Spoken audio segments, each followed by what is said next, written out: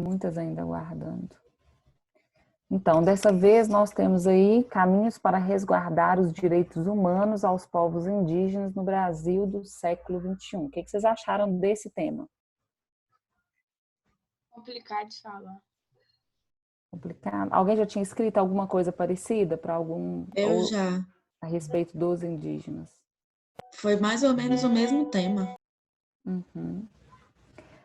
Nós já temos essa proposta, não exatamente assim, mas a respeito da questão indígena, já aconteceu em outros vestibulares e já foi uma grande aposta para o Enem dos últimos anos, e até hoje não apareceu nada próximo disso ainda, né, para esse grupo específico. Então, é sim um tema, uma das possibilidades que nós temos para esse ano. Aí vamos ver um pouquinho dos motivadores. Hoje eu não coloquei o Hora da Pesquisa aqui tão extenso para vocês, com tanta informação. Dei uma enxugada nisso, porque não dá para fazer isso sempre, né? O mais importante é a gente realmente discutir, e acho que já deu para auxiliá-los bastante nessa coleta de dados e de argumentos aí. Texto 1. Desenvolvimento econômico e grandes projetos têm ameaçado os direitos dos povos indígenas no Brasil. O país é, hoje, uma das maiores economias do mundo, mas não tem garantido com o sucesso necessário respeito aos direitos humanos. Os povos indígenas continuam a sofrer discriminação, privações e ameaças. Seu direito constitucional e suas terras ancestrais é violado, e o governo tem falhado em garantir sua segurança e direitos.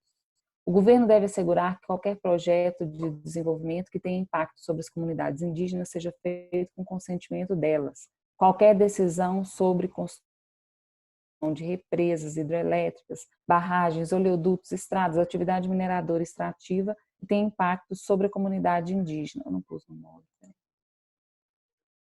Sobre as comunidades indígenas só deve ser tomada a partir de extenso processo de consulta e após o consentimento delas. Por outro lado, as empresas envolvidas devem se comprometer publicamente a respeitar os padrões internacionais de direitos humanos, de acordo com os padrões estabelecidos nas diretrizes das Nações Unidas sobre empresas e direitos humanos. E por aí vai. Aqui nós temos um textinho dessa referência aqui, que é o site, pegar uma canetinha, anistia.org.br. Então a gente vê que não é um site voltado para isso, né? Mas não está, inclusive, nem com uma linguagem assim tão padrão ou exemplo aí para vocês. Texto 2. O contato com o branco desde o início da colonização sempre foi prejudicial ao índio e à cultura indígena em geral, pois funciona como elemento destribalizador e provoca a perda das terras e dos valores culturais. Com o tempo, perdeu-se a imensa diversidade cultural que as tribos representavam, sem que chegassem, ao menos, a serem estudadas. Por outro lado, adaptados ao ambiente próprio e sem defesa contra doenças da civilização, muitos índios sucumbiram. Assim, dos milhões que aqui habitavam na época do descobrimento do Brasil, somam hoje 350 mil.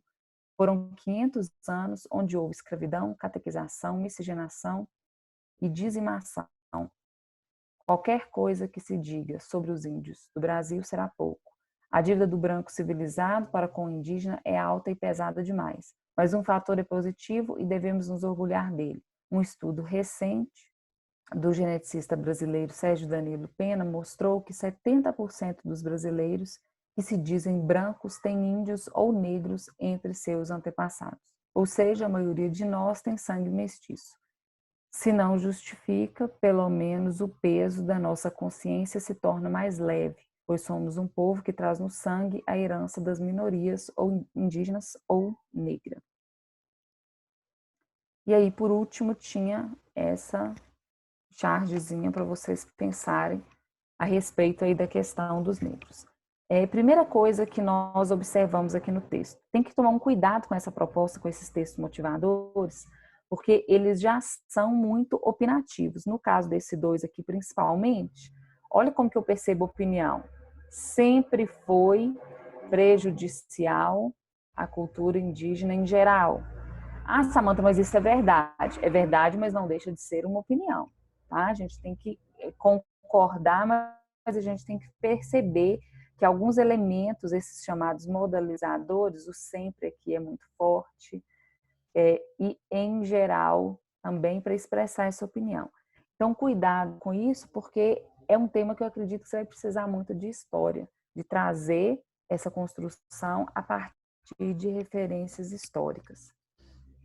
É interessante lembrar que nós falamos sempre de índio de maneira generalizada, mas esse é um aspecto que não agrada nem as populações indígenas, porque cada um na sua tribo, na sua etnia, se considera um povo diferente. Quem já foi meu aluno antes sabe, eu já comentei isso outras vezes, durante a minha formação eu fiz uma disciplina com um grupo indígena, um grupo de indígenas de etnias diferentes, que se chamava Literatura Moderna sob a Perspectiva Indígena. Como era para a gente ter a perspectiva indígena, tudo que nós fizéssemos lá seria uma perspectiva falsa ou falha, porque eu não sei se era exatamente a visão deles.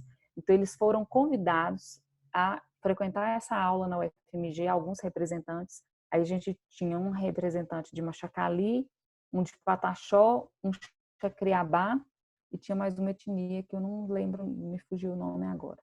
De 4 etnias diferentes, e aí a gente fazia as aulas e eles participavam daquilo, dando a impressão deles, por exemplo, sobre o que Mário de Andrade escreveu. Até a gente voltou um pouquinho no romantismo e tal. Vou até falar um pouco de literatura aqui também para vocês usarem.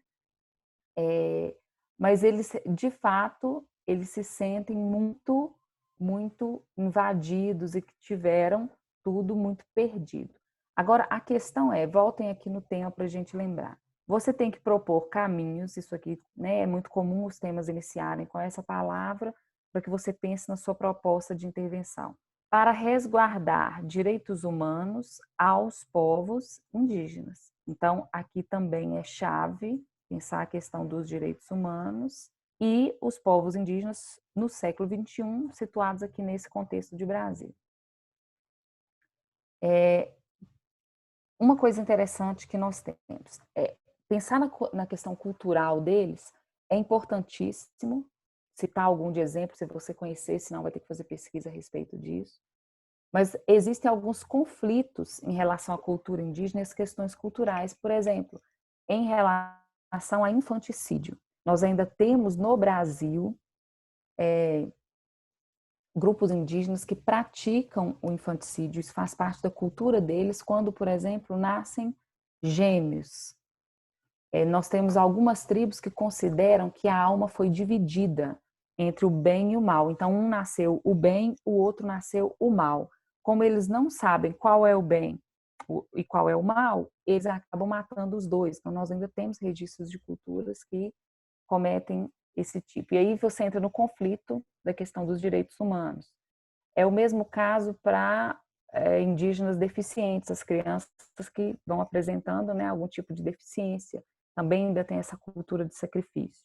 Então, essa é a parte cultural, dentro do conflito, do respeito à cultura e os direitos humanos em geral.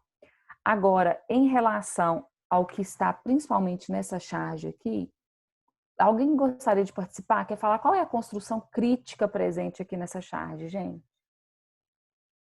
A questão desse quadradozinho escrito reservado aos índios? Sim, e o que isso representa? Esse quadradinho só reservado aos índios. Por que isso é uma construção crítica? Por ser... Eles... Deixa eu pensar. Pela demarcação de terra. Isso. Demarcação de terra.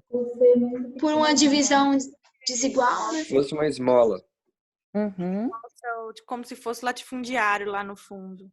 Isso, ainda tem essa representação aqui, né, do latifúndio. Então, construção crítica aqui da esmola, como vocês falaram, e aqui o espaço reservado a ele.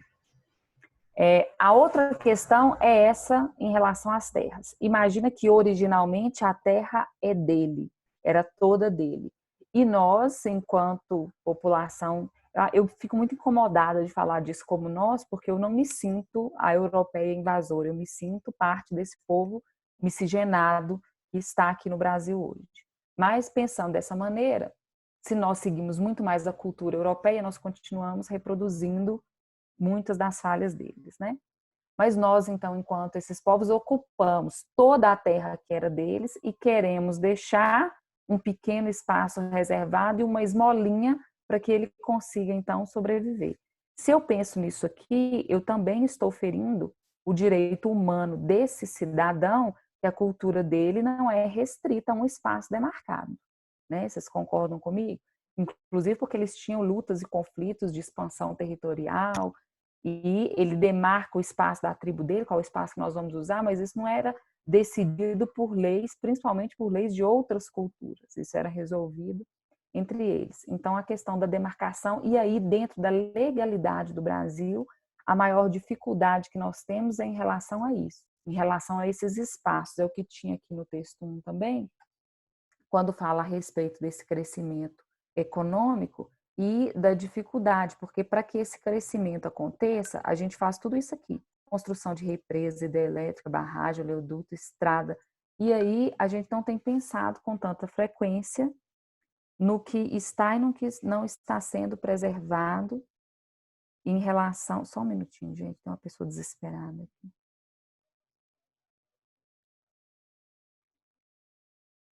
Entendeu? Então, a gente tem essa dificuldade, principalmente em relação ao espaço. E aí, acho que partindo do espaço, vem a questão cultural, porque se eu não respeito nem o espaço físico dele, que dirá a questão cultural. Nessa imagem aqui, se a gente observar, você já tem um índio que está usando aqui uma arte plumária, né, que a gente chama os cocários, o trabalho com as plumas, mas ele já está de calça. Então, já tem uma inserção, uma mistura. Eu não sei se vocês conhecem, porque a tribo Machacali é muito próxima aqui, ali de Malacacheta. Alguém conhece? Já viu essa reserva? Conhece essa região ali, gente? Ninguém, Não, mas não? eu já ouvi falar. Já ouviu falar dos Machacalis? Eles têm uma tribo ali extremamente urbanizada pela proximidade, né, com as cidades e tudo, então é comum eles estarem usando roupas e tal, e tem um problema seríssimo de alcoolismo, que desde a época em que eu estava lá na faculdade, o Centro de Pesquisa de Cultura Indígena já estava tentando preservá-los em função desse alcoolismo, porque a população das cidades vizinhas tinha muito hábito de trocar com eles a arte plumária e o artesanato em geral que eles faziam em troca de álcool. E eles tinham um índice de população altíssimo em nível de alcoolismo, assim, patológico, sabe? Uma dificuldade extrema da população lá lidar com o vício em álcool. Então, uma influência extremamente negativa. Coloquei aqui para vocês a questão da terra indígena, né, de pensar o que é chamado de TI, se vocês fizerem essa pesquisa em vários sites. Esse aqui é o próprio site da FUNAI, você vai encontrar um monte de informações lá a respeito. E aí é comum os gráficos aparecerem com TI, TI, TI, você fala assim, gente, o que é isso, TI? É a sigla comum usada para terra indígena. É a porção do território nacional de propriedade da União habitada por um ou mais povos indígenas. Isso aqui já é uma não sei se é um paradoxo ou uma ironia, né? Porque se a terra é indígena, mas ela é de propriedade da União, né? Para começar. E é uma porção do território nacional. Então, não é mais dele o território nacional, é uma porção. Habitada por um ou mais povos indígenas, por eles utilizada para suas atividades produtivas, imprescindível a preservação dos recursos ambientais necessários a seu bem-estar e necessária à sua reprodução física e cultural, segundo seus usos, costumes e tradições. Trata-se de um tipo específico de posse de natureza originária e coletiva que não se confunde com o conceito civilista de propriedade privada. Então, legalmente, há uma diferença dessa questão aqui de propriedade privada, até porque, no caso da propriedade privada, nós temos um registro individual, né? O lote é meu, é seu, é de quem e tal. E no caso deles, como fica bem claro aqui pelo próprio texto da FUNAI, a propriedade é da União como se tivessem usufruto da população indígena. Alguém quer comentar alguma coisa aqui, gente?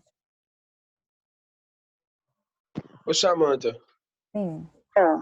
eu particularmente eu acho esse tema um pouco polêmico, porque, por exemplo, se cair no Enem, das competências que o Enem tem é respeitar os direitos humanos.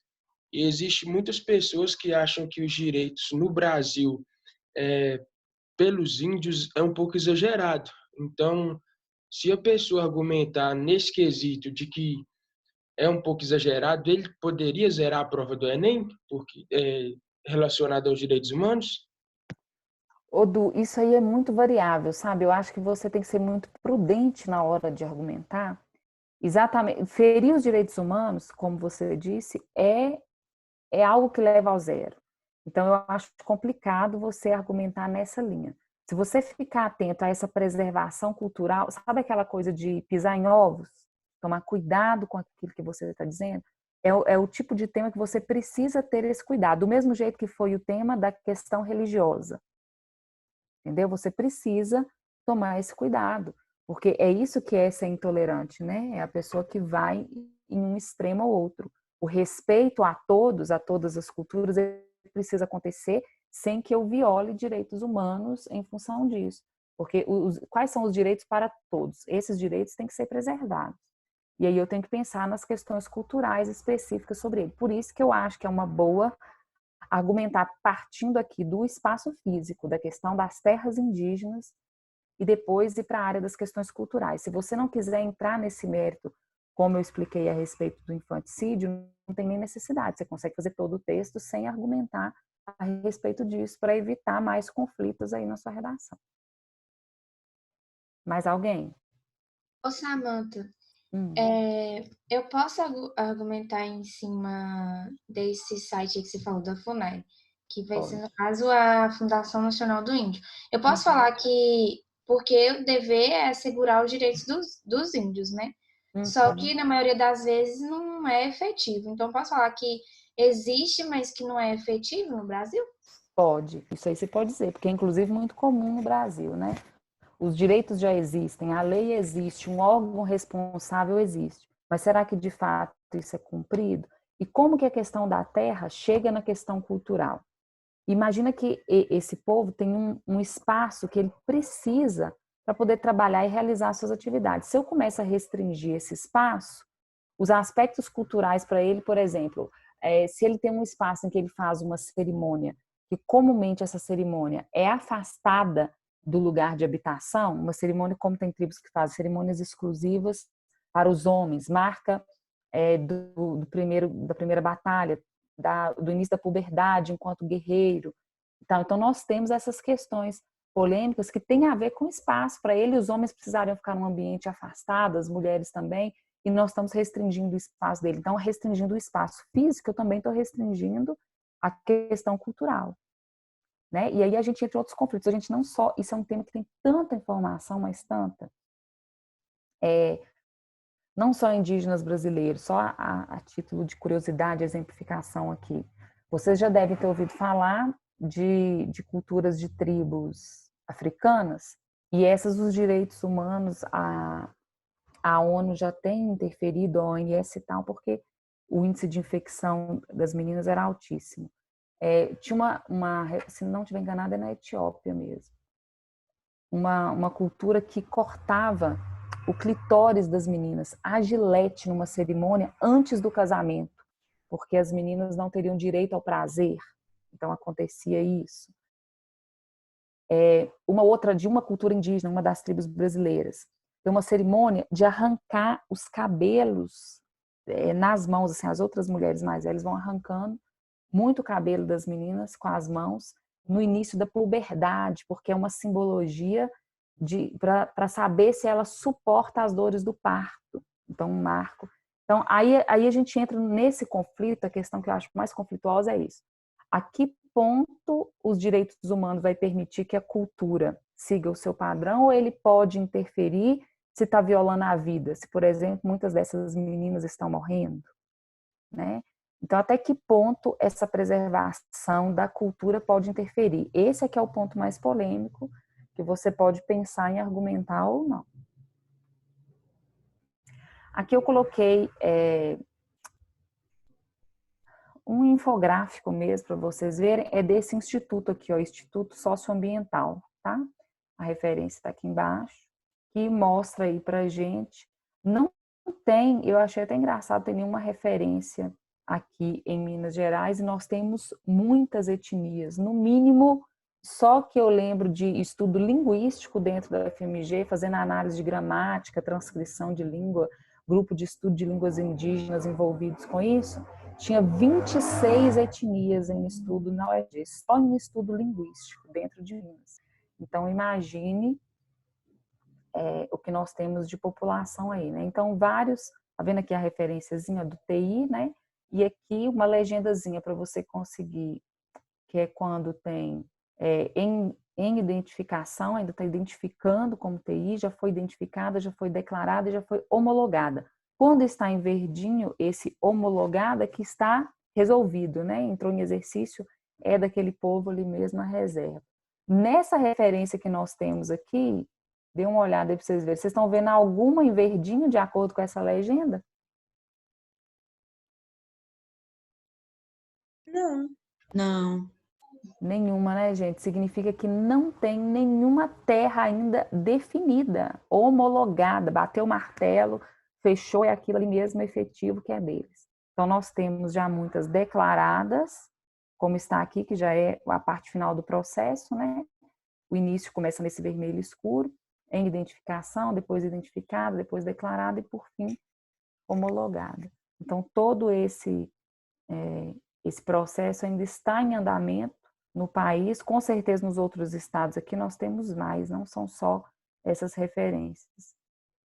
Aqui nós temos as que estão há mais tempo aguardando a demarcação, por isso que não temos nenhuma verdinha aqui. Nós já temos homologados no país? Temos, mas nós temos mais passando por esse processo do que as que já estão de fato aqui resolvidas, tá? E aguardando, como diz o título aqui, há mais tempo. Então tem muito tempo que elas já estão nessa luta aí. E aí, para a gente fechar, deixa eu ver, não, ainda tem mais aqui ainda. Aqui eu já coloquei uma outra, tá, daqui a pouco eu vou lá. Eu já coloquei aqui mais uma outra referência, esse já foi do Gazeta do Povo, já apareceu esse outro infográfico aqui, que não são só com aquelas que estão aguardando há mais tempo, nós temos ainda não definida, né, a área em quilômetros aqui para essas que estão em estudo, e a quantidade de TIs ou dessas terras, 115 terras. Já delimitadas, quantidade de terra 44, aqui a quilometragem, né, o espaço em quilômetro quadrado. As declaradas, as homologadas, como eu falei, é um número pequeno, ainda em relação à outra. As regularizadas, que estão, né, nesse processo de regularização, estão regularizados, mas eu não sei explicar para vocês, e confesso que eu não tive tempo de conferir isso aqui, qual que é a diferença do que está homologado, do que está regularizado aqui. E as terras que estão interditadas, que são as que têm mais conflito aí a ser resolvido também. Usando a literatura, dessa vez, ao invés de colocar aqui muitos argumentos de autoridade, mais dados ainda para vocês, eu queria reforçar isso aqui porque acho que é um tema importante para vocês usarem literatura. O indianismo, todo mundo vai lembrar e deve ter, se não revisou agora, estudou há pouco tempo. Nós temos, faz referência à idealização do indígena, que por vezes se retrata como um mítico herói nacional. Foi uma das peculiaridades do romanticismo no Brasil e que também possui uma extensão nas artes plásticas brasileiras durante o século XIX. Então, coloquei aqui, para lembrar artes plásticas, essa pintura que tem o mesmo título de Iracema, do José de Alencar. Os dois maiores nomes, principalmente falando de indianismo, José de Alencar com a sua chamada trilogia indianista. São esses 3 livros aqui. O Guarani, Iracema e o Birajara. O Guarani, personagem principal, é o Peri, lembra do par romântico, Ceci e Peri, que é a Cecília, a moça portuguesa, e o indígena Peri. Iracema, acho que o mais famoso deles, é a exemplificação desse sofrimento dessa mulher indígena, a Virgem dos Lábios de Mel. E o Birajara, que traz o conflito mais coletivo entre as tribos. É uma tribo, aqui é o título de uma tribo toda, a tribo Birajara, o menos, vamos dizer assim, o menos interessante, o menos envolvente da trilogia dele, mas não deixa de ser também uma obra importante. E o Gonçalves Dias é na poesia, então se quiser citar, esse aqui na prosa, esse aqui na poesia, com Ijuca Pirama, é considerado um poema épico. Vou pôr aqui a referência. É um poema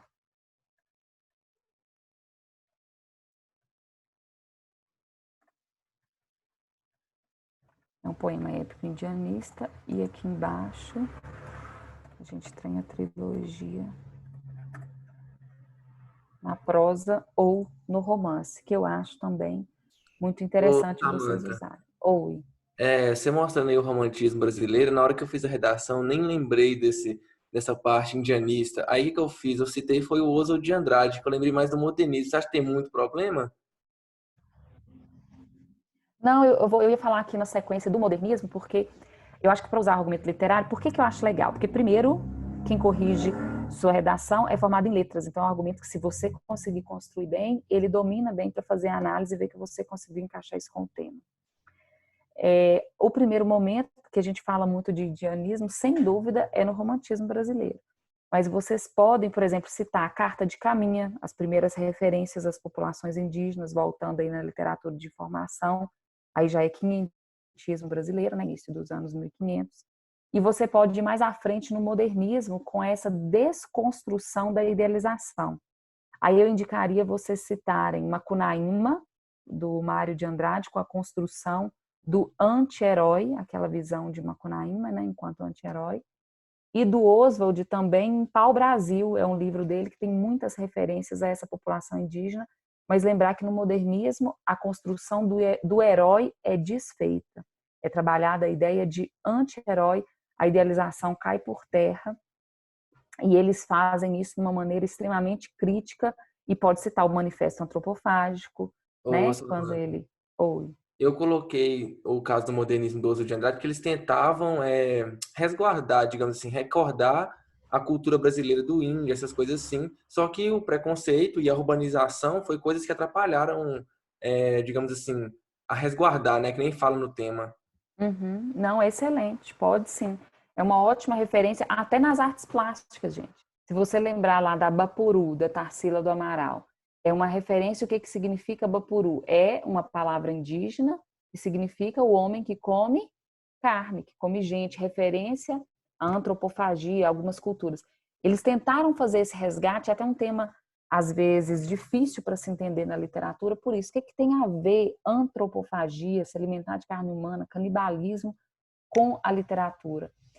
A ideia do Oswald nesse manifesto antropofágico era que nós aprendêssemos com os indígenas a ingerir aquilo que era de proveitoso da cultura europeia, mas que a gente criasse a partir dali uma cultura que fosse nova nossa, ou seja, a gente fazia ingestão daquilo que era proveitoso, mas a gente vomitaria, regurgitaria aquilo que era uma produção genuinamente nossa, feita com as nossas próprias entranhas. Então, é uma metáfora muito esquisita. Você fala assim, então a nossa cultura é um vômito, é isso que está querendo dizer? Mas para eles isso era visto de maneira positiva, porque teria a essência, o envolvimento interno da raiz da cultura brasileira e não mais cópia da cultura europeia. Ô, Samantha. Sim. Na introdução, você acha uma boa começar falando do romantismo e vir com a tese contradizendo, no questão de que no romantismo, muitas vezes eles tratavam o indígena como um herói, e hoje em dia é mais fácil a gente tratar o europeu como herói, porque até no jeito de vestimenta, as músicas, a gente usa mais da Europa. Uhum. Eu acho super legal e realmente tem que usar, para usar romantismo, você vai usar de contra-argumentação, de oposição, de adversidade, para desconstruir essa ideia da idealização. Só que toma cuidado pelo seguinte, no romantismo, a literatura tentou colocá-lo como um herói. Não é que a população ou que a época via o índio como um herói, não. Muito pelo contrário. Talvez ele sofresse ainda mais preconceito do que hoje, tá? Não é uma questão da cultura da época. É sim uma tentativa literária de se fazer isso. Tanto que quando a gente faz análise crítica desses dois aqui, ó, o Guarani e Iracema, olha, o José de Alencar, quem lia isso? Era a população indígena? Não, gente, era a burguesia brasileira que lia os folhetins do romantismo, principalmente o público feminino, por isso que o romance cresceu tanto, as mocinhas em casa eram alfabetizadas e tinham o hábito de fazer leitura, tocar piano, bordado, tricô, crochê, era essa a parte cultural estendida às mulheres. Quando a gente tem essa construção aqui, olha o que ele faz. Em o Guarani, o homem é que é o índio e a mulher é portuguesa. Então, respeitando esse leitor burguês, ele não podia fazer esse índio avançar sinal, acontecer nada. Ele mesmo descreve o Peri como um cavalheiro português em uma armadura selvagem. É a descrição que José de Alencar faz de Peri. Ele era o índio que carregava sombrinha tampando a Cecília para protegê-la do sol, porque ele ficava encantado com a beleza da sua pele alva, branquinha, com seus cabelos cacheados, dourados, né? Porque ela era loira. Então, assim, ele é o índio que fica protegendo ela o tempo inteiro, de fato, um herói que não existe na cultura indígena. E aí, esse herói, como é que... Vou ter que contar o final para vocês entenderem essa construção, para perceber essa diferença do homem e da mulher. Como ele era um homem, ele não avançou nenhum beijo, ele não tentou com Ceci. Até o finalzinho do livro, quando acontece uma guerra imensa, todo mundo morre, começa uma chuva parecendo um dilúvio, representando o nascimento da nação brasileira, é como se morresse todo mundo naquele dilúvio, e só sobrevive Peri e Ceci em cima de uma palmeira, os dois. No finalzinho, antes dele sobreviver com ela nessa palmeira, quando ele se despede do pai dela, é como se o pai desse o aval para ele cuidar da Ceci. Falou, olha, o que sobrou para ela é você, então cuida dela. E aí, na finalização do livro, dá a entender que eles vão fundar a nação brasileira a partir do casamento deles. Mas só é permitido porque todo mundo morreu. E aí o índio pode, então, tomar posse da moça portuguesa. O que acontece em Iracema? É o contrário. O homem é português e a mulher é indígena. Olha a questão também da mulher, como que aparece aí. Como aqui a mulher que é índia, acontece de tudo. Rola de tudo, inclusive um filho que ele vai e abandona nos braços dela, porque ele volta para Portugal e Iracema morre minguada, sofrendo de amor e amamentando o filho com o próprio sangue. Seu filho se chama Moacir, que significa filho da minha dor. Então, para que a sociedade da época aceitasse essa literatura, ele seguia ainda um padrão que agradasse essa cultura burguesa. Então, não é que na época o índio era valorizado, era um herói, não. A literatura tentou colocar como um herói, mas se a gente fizer a leitura crítica, a gente percebe que era uma alternativa, uma tentativa fantasiosa da literatura mesmo. Tudo bem? Alguém quer comentar mais alguma coisa? Tudo bem, Samanta. Então, aqui nós encerramos essa discussão. Deixa eu fechar isso aqui. E aí, mãos à obra e divirtam-se na produção. Eu mando esse para vocês também, tá? Se quiserem. Deixa eu fechar aqui um pouquinho, que aí eu vou fechar abrir o outro. Deixa eu só conferir aqui. Eu deixei já no ponto. Deixa eu ver o horário certinho, de 40. Eu deixei aqui mais 2 slides para a gente fazer. Deixa eu fechar isso. Que são, eu vou compartilhar com vocês. Aquela frente C, ficou faltando falar de 2 elementos importantes lá, que são a predicativo do sujeito e do objeto. Quando eu falei de tipos de predicado, eu não especifiquei para vocês, e tinha realmente o tópico lá na apostila, predicativo do sujeito e predicativo do objeto, e as vozes verbais. Nós falamos de agente da passiva, mas eu não especifiquei as vozes verbais. Então, eu complementei esse slide aqui, e eu coloquei para vocês também o radar de dificuldades da vírgula. O que vocês preferem primeiro? Vírgula? Vírgula. Vírgula. Sem dúvida, né? Vírgula. Todo mundo querem falar de vírgula ansiosamente. Então, vamos lá.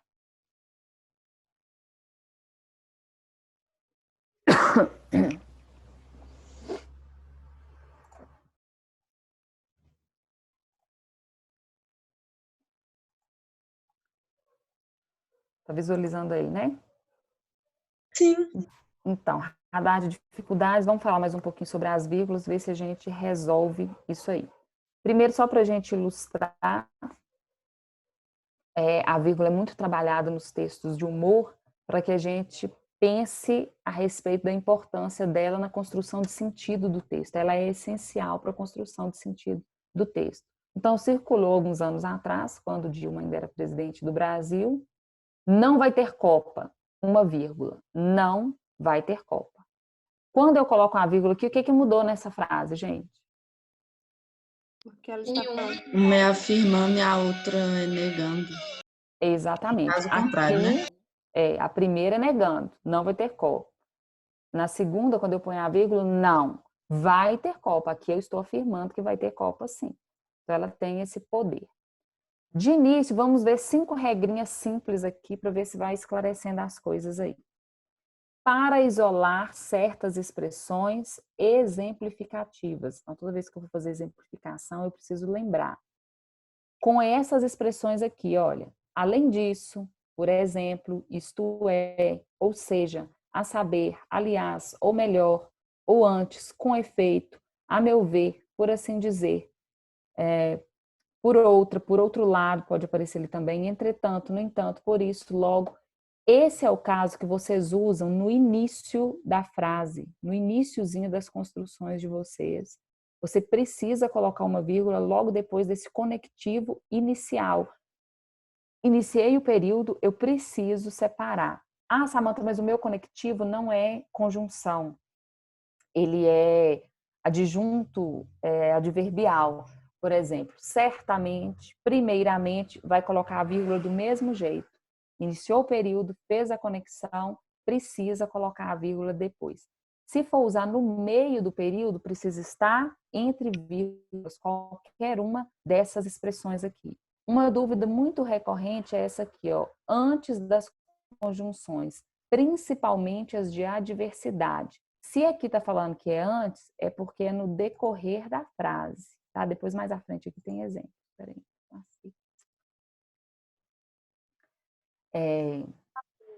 Estou cansada, vírgula, mas vou à escola. A vírgula é obrigatória antes, principalmente nos dias de diversidade. Mas, porém, todavia, entretanto. Porque a diversidade não vai dar para vocês começarem o período com elas, porque aí fica aquela dúvida, Samantha, mas eu não tenho que pôr aqui depois? Depois, se for alguma como essas aqui de cima. Exemplificativas, explicativas. Adversativas, não. Quem está querendo falar, pode falar. Ô, Samantha, nessa primeira aí que você falou, no caso de, vamos supor, uma vez que eu coloco no meio da frase, eu tenho que colocar entre vírgulas ou a segunda vírgula é opcional? Entre vírgulas, tá? Esse uma vez que entre vírgulas. É porque na última redação eu coloquei entre vírgulas e o... Ah, não, eu esqueci de colocar. Você esqueceu uma? Provavelmente. Gente, vai ter corretor que vai deixar passar com uma vírgula só? Vai. Vai ter corretor que não vai estar tão atento à vírgula, mas eu tenho notado que vocês têm errado muito isso. Pode ser um aspecto positivo da turma? Pode, pelo seguinte, tem tão pouco erro de construção dissertativa, argumentativa, tem argumento de tanta qualidade que o corretor está procurando lugar para tirar ponto, batendo o olho na pontuação, porque o texto já está a nível de informatividade muito bom. Então ele fica de olho nos pequenos detalhes. Um desses detalhes que a gente vai prestar muita atenção, se já está muito bom, mas quer procurar alguma coisinha ali para ver se tem defeito, vai ser na pontuação. Então talvez o que parece assim o desespero de muitos é um aspecto positivo, que é um detalhe que você vai corrigir aí agora ao longo dos meses, né? Então, nessas conjunções aqui, lembra que a vírgula é obrigatória antes, mas dependendo da situação, também vai dar para usar entre vírgulas e nunca sozinha depois. O mas, por exemplo, não dá para fazer uma frase. Vou escrever essa aqui numa caixinha de texto para vocês verem o que é erro mesmo de vírgula. Aqui, ó.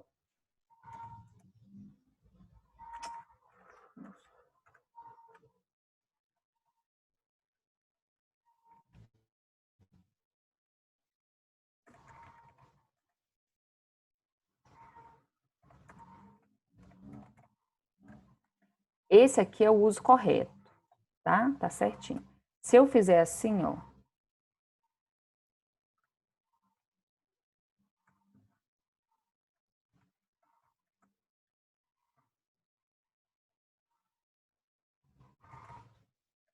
Esse aqui tá... ainda pus mais junto. Esse aqui tá absolutamente errado. A conjunção não pode ficar junto dessa primeira oração aqui, tá? Porque fere a noção de subordinação, eu tenho de coordenação entre as orações, aliás, porque aqui é a oração coordenada. Eu tenho uma oração que vai ser separada aqui, deixa eu pegar a canetinha de volta. Samantha, Oi. eu uso sempre assim, quando eu vou usar o mais, eu uso antes e depois, tá errado? Não, aí você pode usar com as duas, essa segunda aqui fica como uma vírgula enfática. Essa segunda aqui na diversidade é opcional. Estou cansada, mas estou dando mais ênfase à pausa. Agora, aqui eu tenho uma oração, ó. Estou cansada, e aqui eu tenho a oração coordenada, mas vou estudar, né, em relação a elas. Elas são orações coordenadas, sindéticas, adversativas. Nesse caso aqui, a conjunção pertence a essa segunda, então por isso que eu não posso deixá-la aqui desse jeito, aqui tá errado. Se eu coloco as duas, essa segunda aqui é opcional, tá? Aí pode. Esse Entendi. aqui vocês só vão usar se for escrever carta, que é nessa separação de local para data. Antes de e, quando as orações apresentarem sujeitos diferentes ou quando o e se repetir. É comum a gente fazer a enumeração com muita vírgula e no final pôr um ezinho.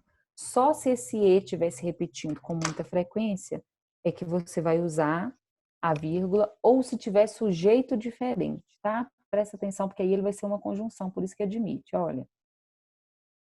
Fez-se o céu e a terra e o mar. Então aqui eu já vi que tinha repetição. Por isso eu usei vírgula. Aqui, João escreveu uma carta e José arrumou a cama. Aqui, primeiro, o sujeito é João. Quem escreveu? João. Aqui, o sujeito é José. Quem arrumou? José. Então, aqui admite a vírgula antes do e, mesmo que seja um só, porque eu tenho sujeitos diferentes. Se for o mesmo sujeito, eu não posso usar a vírgula. Tudo bem, gente? E aqui na regrinha 5, separar termos repetidos. Estávamos muito, muito cansados. Então, para evitar essa repetição, também a gente acaba usando. Seguindo. É isso aqui. Ok. Principais regras para redigir, para pensar aí na hora de escrever, então. Vírgula não pode separar o sujeito do predicado no período simples, em situação nenhuma, aliás. Eu não posso colocar José comprou um presente para sua namorada nesta loja. Se eu faço isso, eu tenho a sensação de que José é vocativo, que eu vou falar com José, e não que eu vou dar continuidade aqui à frase em relação a ele. Então, isso aqui nunca pode acontecer, tá? Você tem que observar se as suas vírgulas não Ô, estão Samantha, separando sujeito de predicado. Oi, Guilherme. o vocativo ele é sujeito ou não? Não, por isso que eu estou dizendo que se fosse assim, José, venha para casa agora. Aí podia usar vírgula e deveria usar vírgula, porque aí José seria um vocativo, eu estou falando com ele. O resto da frase, o verbo não tem relação com ele.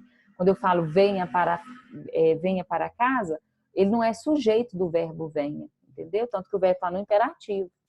Por exemplo, se você mudar e comprou para compra, pode, né? Não. José, se for no presente, José compra um presente para sua namorada nesta loja. Nem assim não pode vírgula, de jeito nenhum. Você não tá falando com ele? Não? Ah, tá. Se eu estiver mandando ele comprar. José, compra um presente para fulano aí. Sim. Isso, Agora, se eu só estiver contando que ele compra presentes ali com frequência, não vai ter. entendi. Tá? Só se eu estiver falando com ele. Mas, por exemplo, a sujeito ele é classe, né? O, da palavra ou não? Não, sujeito é a função sintática. Então, Classe é por exemplo, substantivo. aí, o vocativo é função sintática também? Não, vocativo, aliás, sim, vocativo é função sintática. Tanto que Então, não tem José como ter vocativo e sujeito, você quer dizer, né? exatamente. Porque o vocativo, aqui, ó, a função sintática dele é vocativo. Se eu pensar que é a mesma palavra, vai ser um sujeito, vai ser um substantivo próprio, porque é nome próprio, inclusive, né? É um Uhum, substantivo próprio. Ele pode ser sujeito ou ele pode ser vocativo, entendi. tá? No 2, adjunto adverbial deslocado deve ser separado por vírgula, quando ele vier no início, ou vírgulas quando ele vier no meio, dependendo da posição. Assim como o vocativo e o aposto no período simples, que são esses casos aqui. Esse adjunto adverbial é comum que vocês usem também no início do parágrafo. É o conectivo que vocês usam no início do parágrafo e no início de cada frase intraparágrafo. Presta atenção que o corretor pode corrigir assim, conectivo inadequado interparágrafos, que é entre os parágrafos, o que você está usando ali no primeiro desenvolvimento, no segundo e na conclusão. ou interparágrafos, é a conexão das frases dentro de cada parágrafo, que também precisam de conectivos. Quando eu penso em adjunto adverbial, eu penso na circunstância. É de tempo, é de modo, é de lugar, né? Toda aquela classificaçãozinha que a gente faz, é de dúvida, é de certeza. Se eu começo com indubitavelmente, é de afirmação, né? Não quero ter dúvida. Então, esses são os adjuntos. Quando ele está no início da frase, ele sempre precisa de vírgula, tá? Aqui um exemplo de lugar, olha. Nesta loja, José comprou um presente para sua namorada. José comprou nesta loja um presente para sua namorada. Então, aqui eu só tenho uma vírgula porque esse adjunto está no início. Aqui eu tenho duas porque eu interrompi a construção da frase colocando adjunto adverbial no meio, aí eu preciso das duas vírgulas. O único caso que esse adjunto não precisaria de vírgula é se ele aparecer no final. José comprou um presente para sua namorada nesta loja, como estava aqui, ó. Aqui não precisa, porque essa é a ordem lógica de adjunto adverbial. Ele aparece no fim de frase. Se ele aparecer no início, ele precisa de vírgula. Se ele aparecer no meio, ele precisa de duas vírgulas. Entendido? Aqui, exemplo convocativo. Paulo, vem aqui. Falei com João, meu primo, sobre sua proposta. Aposto explicativo, estou explicando quem é João, então também precisa vir entre vírgulas. Vocês também usam muitos apostos explicativos nas frases de vocês. Colocou uma referência lá, um autor, colocou um órgão e vai especificar o que é, precisa colocar entre vírgulas. Tem gente que põe a primeira e esquece a segunda. Aí o corretor vai e coloca lá, falta vírgula, porque é um aposto que precisava estar separado com duas vírgulas. Ou faz o contrário, começa a frase, falei com meu primo, vírgula, sobre sua proposta. Se eu não coloco essa primeira aqui também, ele vai marcar lá como erro, está faltando uma vírgula também separando o aposto. Tá? No período composto, vamos ver aqui, porque também é outro tipo de frase que vocês usam muito lá. Falei que esse slide era mais específico para o que vocês usavam. As orações coordenadas são separadas por vírgula. Mesmo as aditivas, que é quando tem o ezinho. Quando E separa orações com sujeitos diferentes, foi o que falamos lá no primeiro. Ou quando tem valor de mas. Isso aqui é até pegadinha de questão fechada, inclusive já caiu no simulado meu Bernoulli ano passado. Aparece um ezinho lá na frase. E aí, sabe aquelas questões assim, o termo destacado ou a conjunção destacada tem função de adição, adversidade, explicação e tal. Quem vai pela decoreba, olha para o E e fala o quê? Adição. Mas se você prestar atenção, algumas vezes ele está exercendo a função de um mas. Então, a resposta correta é adversidade. Olha lá. José chegou, cumprimentou Pedro, e Maria trouxe o café. Aqui eu tenho dois sujeitos. Primeiro era José, agora é Maria. Então, por isso aqui a vírgula está ok, é aceita. Esse caso aqui é o que tem noção de mas. Olha, ele caiu do último andar e não morreu. Não é uma oposição? Porque se ele caiu do último andar, a expectativa é que ele morra. Quando eu falo não morreu, eu estou dizendo mas não morreu. Ainda assim, não morreu. Entretanto, todavia, porém, não morreu. Mesma coisa de uma adversidade. Então, esse E, a gente chama de E adversativo, E com função de mas, ele precisa da vírgula aqui antes também. Tudo bem, gente? Vou seguindo aqui, tá? Se não me interromper. É proibido o uso de vírgula separando a oração principal da oração substantiva. Também nós só vamos rever isso aqui alguns capítulos à frente, mas é bom lembrar. As substantivas, o nome já diz que ela tem função de um substantivo. Toda a oração está ali como se fosse um substantivo.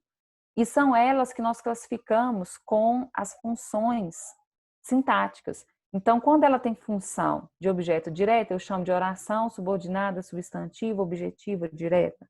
Oração subordinada substantiva apositiva. Oração subordinada substantiva completiva nominal. Essas orações, olha aqui, é proibido, isso aqui vocês fazem muito, é porque vocês não sabem o nome dessa oração. é proibido o uso de vírgula separando a oração principal. Nesse caso aqui, colocou em primeira pessoa, você fala assim, a gente não usa isso. Acredito que seja inocente. Mas vou colocar uma outra aqui que vocês vão perceber que não vai ter. E é sempre com a conjunção que também, ou pelo menos mais comum com a conjunção que.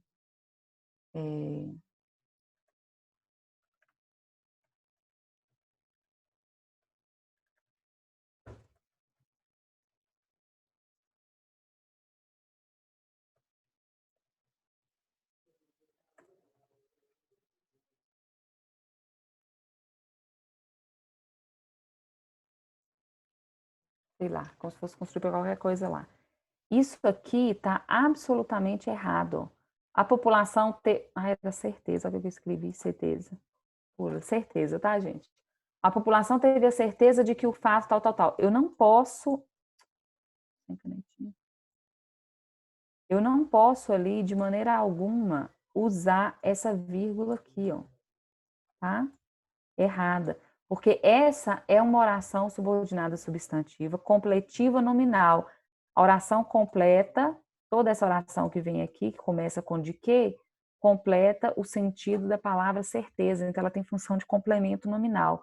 E aí, eu não posso usar a vírgula, nem na objetiva direta, indireta, positiva, nenhuma delas, tá? Não pode usar essa vírgula aqui. Como? Aí você fala assim, Samanta, eu não vou saber. A dica que eu posso dar, se você ainda não consegue ficar olhando, falando, classificando essas orações, é fique esperto, cuidado com o uso da vírgula antes de que, tá? Mesmo que tenha preposição de que, com que, em que, porque as substantivas frequentemente usam apenas essa conjunção aqui. E elas não vão ter, a não ser quando for adjetiva. Então, aí é outro tipo de oração que usa o quezinho, mas vai ser um que muito mais explicativo, e aí você vai perceber. Observa que aqui, antes do que, o que existe é um verbo, acredito que.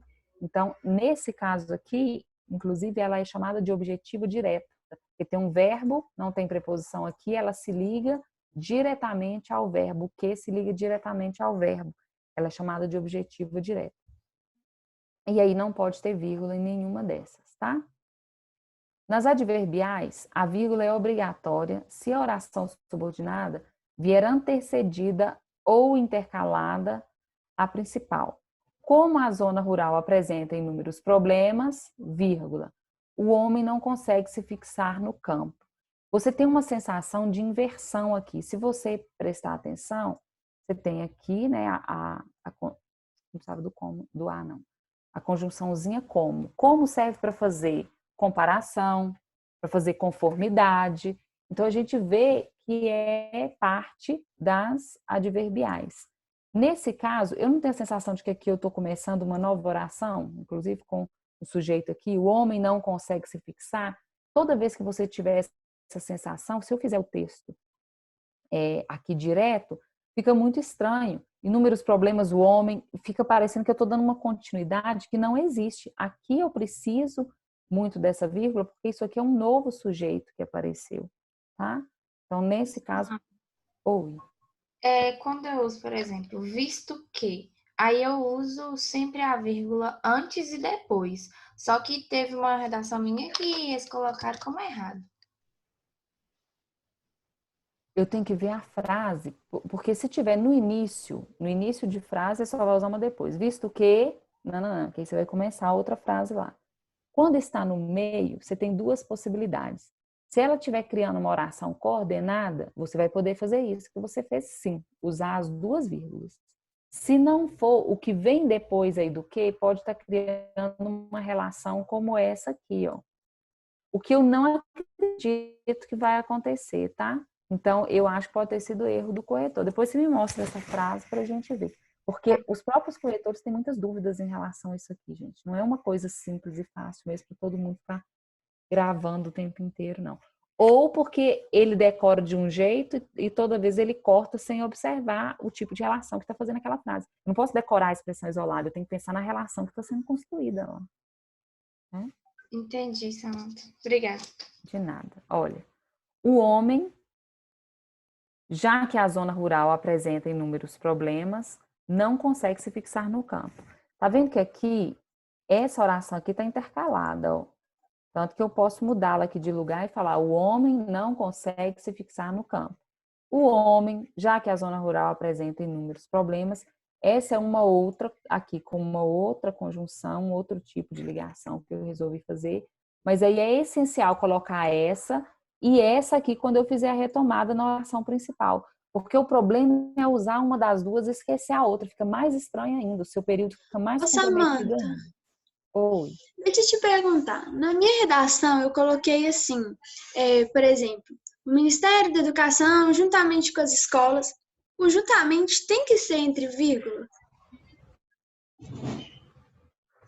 Tá na mesma frase? Deixa eu pensar aqui. O Ministério da Educação. Juntamente com as escolas. Pelo menos a primeira precisa. Ministério da Educação, vírgula. Juntamente. Coloquei os dois, tipo assim, entre vírgula. E ele colocou como se estivesse errado. Uhum. É porque entre vírgulas você criou essa sensação aqui, ó, de que era um termo deslocado, igual é o aposto ou qualquer outra oração adverbial deslocada, que pode ser retirada. E, na verdade, ele não pode ser retirado ali da sua frase. Então, o muito que você podia usar era uma antes. Ah, tá. É porque eu costumava colocar, eu sempre coloquei entre vírgulas. Não. E nunca ninguém tinha falado nada. E nessa última redação que eu fiz, ele colocou como se estivesse errado, a segunda vírgula. É. Porque ela vai causar essa sensação de que é um termo deslocado, que pode ser retirado dali, que a frase vai dar continuidade, e a sua frase não dá continuidade sem ele. Então, o muito que você vai poder usar é uma antes apenas. Ô, Samanta, eu coloquei isso aí também, juntamente com a. Aí eu coloquei entre vírgulas, só que aí o corretor colocou como errado para mim, que tava com a, tava errado, não tinha que ter o com, tinha que ser só juntamente a. Aí já é a regência. Porque o juntamente, nós vamos ver isso em regência nominal. Junto a, na verdade, juntamente já é um advérbio de derivação, né? Mas qual que é o original? Junto a alguma coisa, não é junto com alguma coisa. E você ainda usou as duas preposições, né? Ah, não, a outra só como artigo, junto com a. Aí você só retira o com, mas aí é falha de regência, não é nem pela pontuação. Mas de todo jeito ele não deve ficar entre vírgulas. Bom? Tá Pode bom. seguir aí, gente? Com um rabisquinho aqui, deixa eu apagar.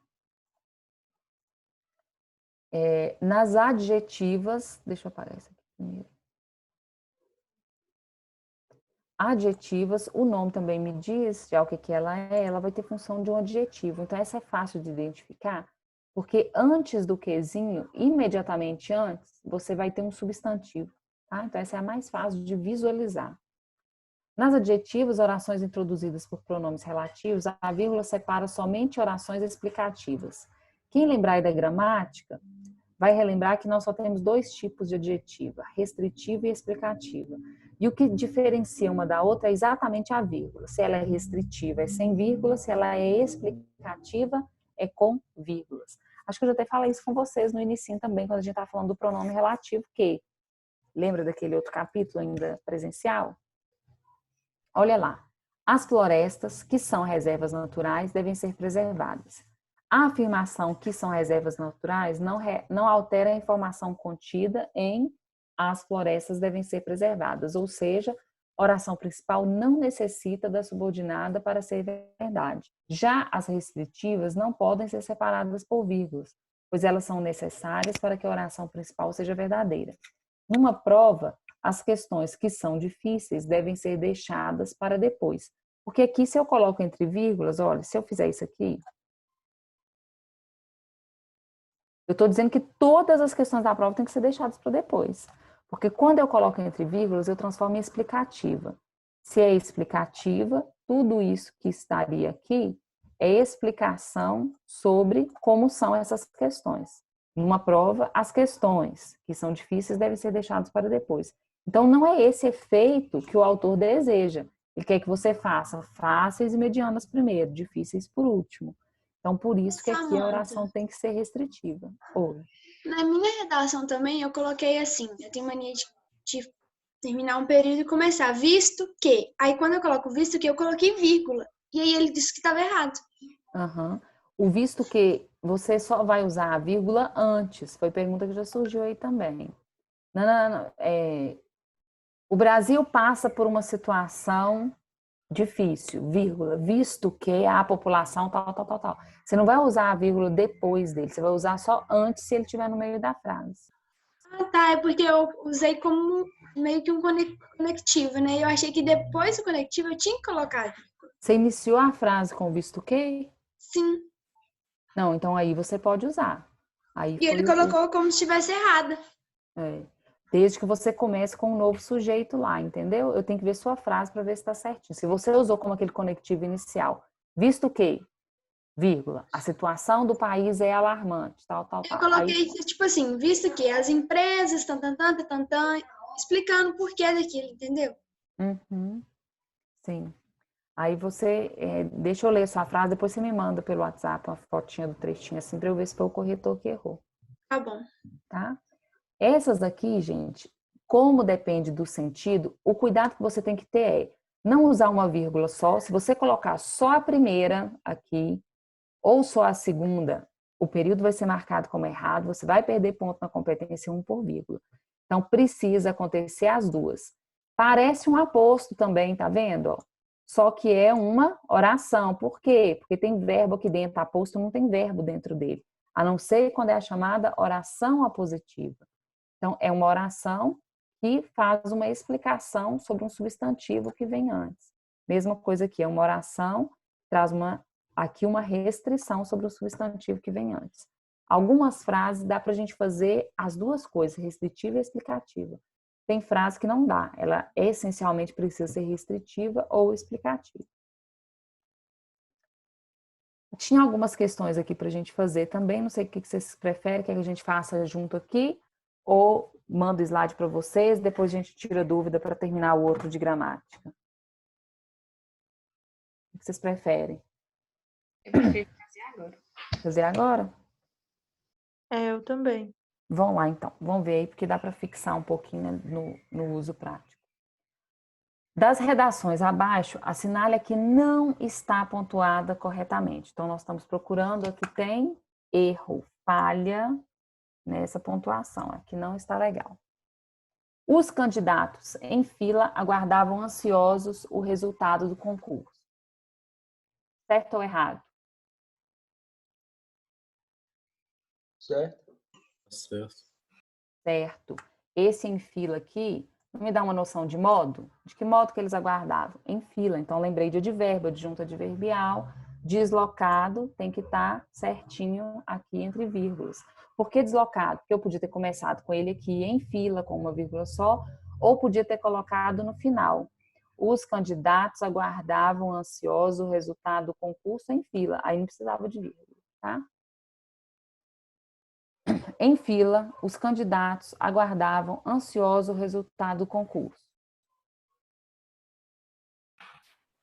Tá com muita Parece que tá vírgula, mas eu errado. acho que tá certo. Parece estar errado porque tem vírgula demais, né? Tem gente que é o asmático. A professora ensinou para ele que punha vírgula quando respirava, aí a cada palavra ele coloca uma vírgula. Vamos pensar a respeito dela. Letra C.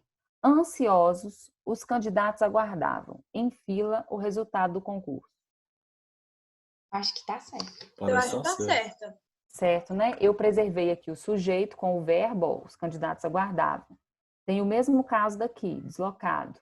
E aqui era porque eu tinha uma característica dele que também estava deslocada, porque é comum a gente ter substantivo adjetivo. Se eu jogo o adjetivo para antes, é um deslocamento que vai precisar de vírgula também. Então, essa acho que intuitivamente a gente visualiza como certo. Os candidatos ansiosos aguardavam o resultado do concurso em fila. Acho que tá errado. Eu acho que tá errado, porque tá parecendo que só os ansiosos estão aguardando. Eu não tinha pensado nisso, observação interessante essa aqui. Vamos pôr ela aqui nas nossas dúvidas. Então, estamos entre B e D.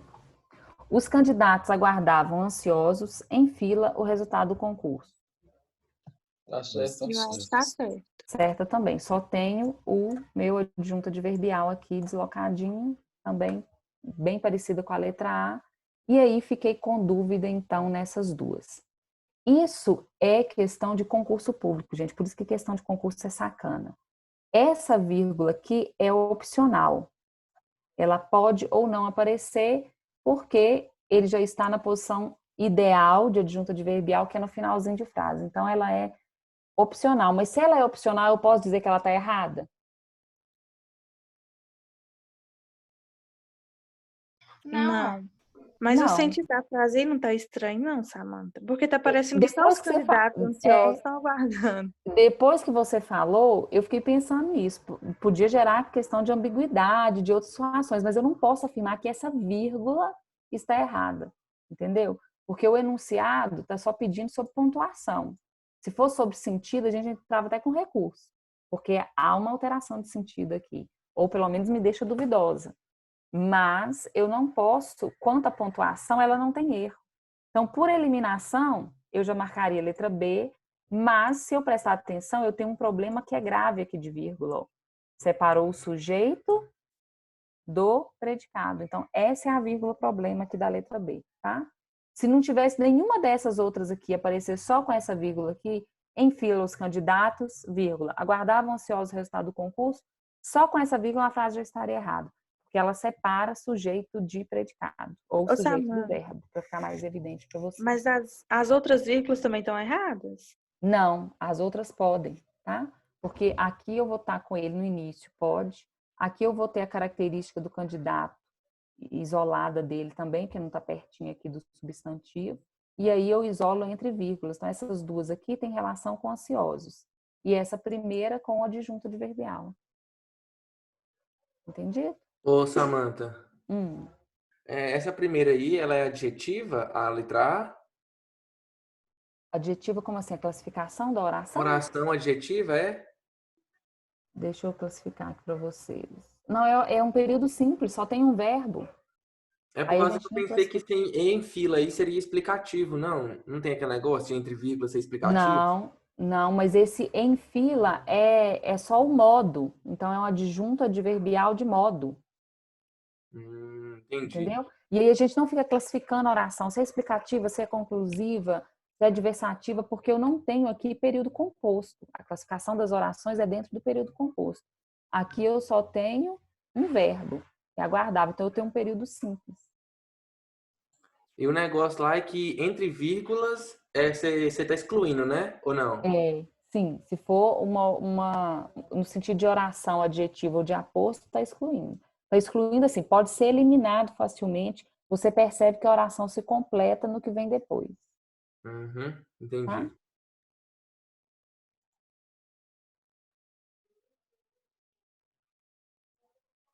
Vamos ver essa aí, questão da FUVEST. Em qual destas frases a vírgula foi empregada para marcar a omissão do verbo? Já é uma questão, eu considero mais fácil, né? Vamos ver se vocês vão visualizar da mesma maneira. Ter um apartamento no térreo é ter as vantagens de uma casa, além de poder desfrutar de um jardim. Vocês acham que tem um verbo omisso aí? Aí eu não acho, não. Também acho que não. Não, né? Então, ok, marcamos aqui uma vírgula só sem problema. Letra B. Compre sem susto. A loja é virtual. Samantha, teu áudio tá ruim. Oi. O seu também, será que é internet? Uai, deve ser. Porque o Pra mim áudio da também tá Karine ruim, aqui pra mim Samantha, tá mas o normal. da Karine tá Mas bom. Eu também estou o da horrível de Karine tá vocês, bom e deve da estar caindo Samantha geral, então. Uai, o áudio das meninas tão normal, é só o seu que tá ruim. Será que é minha internet aqui? Não é possível. Parece que tá chiando. Peraí que eu vou... E agora, melhorou? Chiano menos. Eu acho que deve ser seu fone, Samantha. Nossa, o de vocês pra mim também tá péssimo. Fala com ele para parar de baixar filme aí. Antes fosse, se ele não tivesse também tendo aula. Ô, Samantha, Oi. estamos com você. Nunca de longe, sempre de perto. Onde que estão as vírgulas dessa frase? Vamos escrevê-la aqui pra gente... Escreve ela fazendo favor e me manda.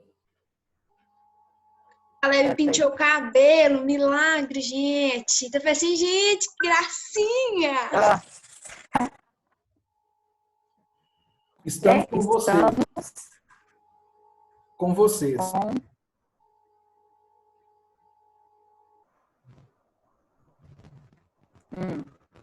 Termina. Nunca de longe.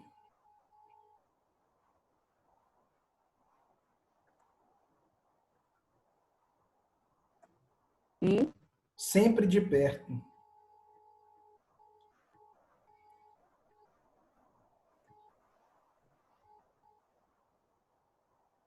eu acredito que é uma exclamação. Isso. Isso aqui, não é? Com 2 vírgulas assim, ó. Porque eu tenho aqui uma oração principal, estamos com vocês, e eu vou ter aqui 2 adjuntos adverbiais. Tá vendo? Ó? Com, nunca de longe, sempre de perto, dando essa noção de espaço aí, de lugar. E aí eu posso alterar qualquer coisa nessa primeira parte da oração, né? Estamos com o melhor para vocês. Nunca de longe, sempre de perto. Temos o melhor para vocês. Nunca de longe, sempre de perto. Posso, né? Sim, tranquilamente. Beleza. Tá bom? Eu não consigo... Copia ela. Copia ela. Me dá ela. Peraí. Eu acho que eu entendi. Obrigado, Samantha. De nada. Tá dando pra me ouvir melhor agora, gente? Melhorou um pouquinho? Como é que tá aí? Chiando ainda. E o meu também tá Se conectar ao fone? Tem fone, melhorou? Não. Melhorou? Tá na mesma coisa.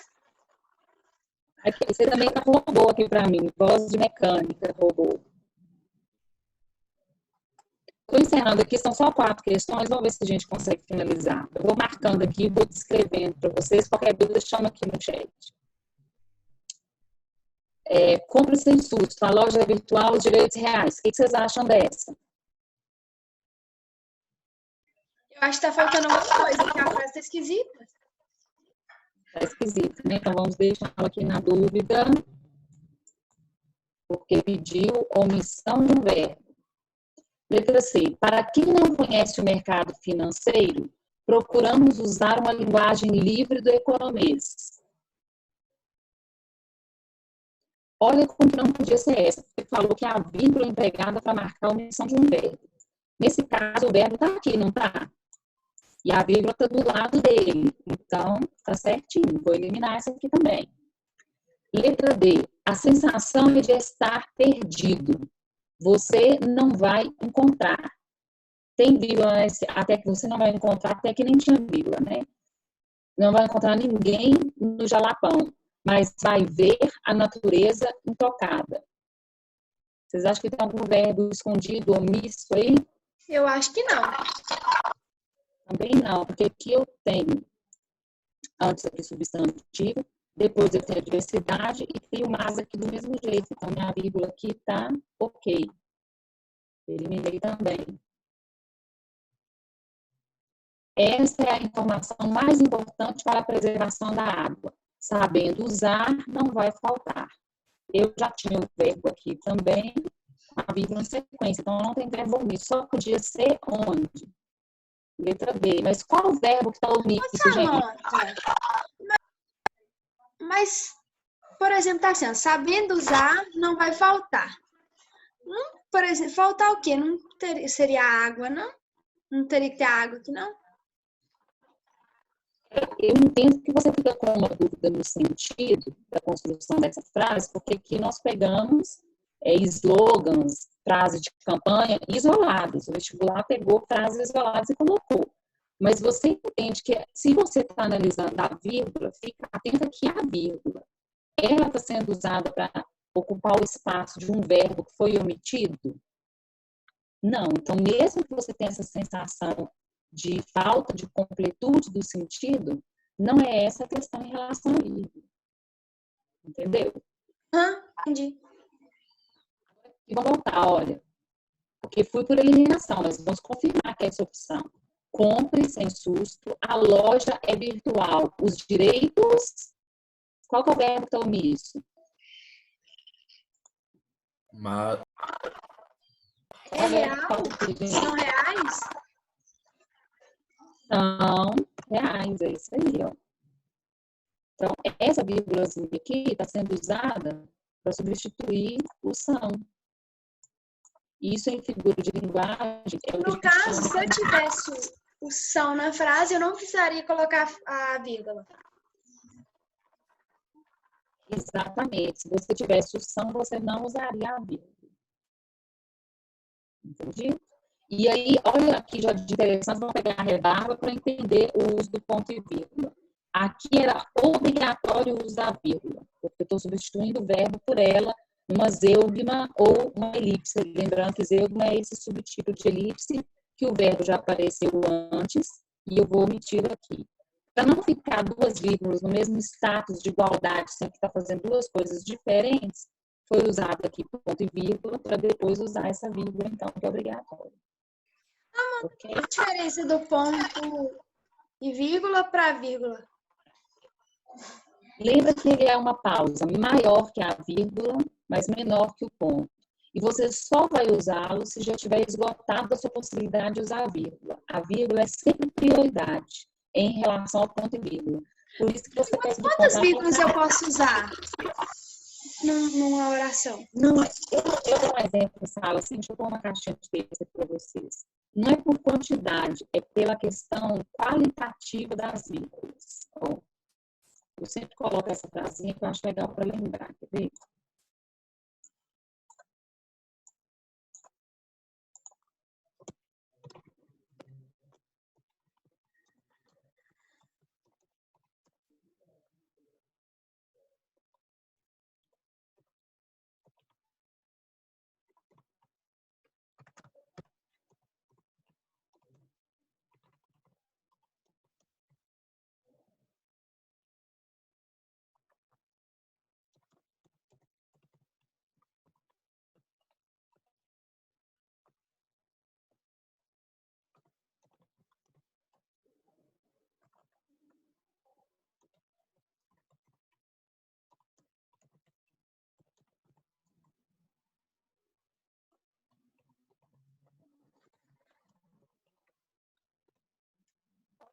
Que é qualitativo e não quantitativo. Eu já queria usar uma frase que tinha muitas... Outra caixinha de texto embolada. Tá dando para ler? Leve para a escola lápis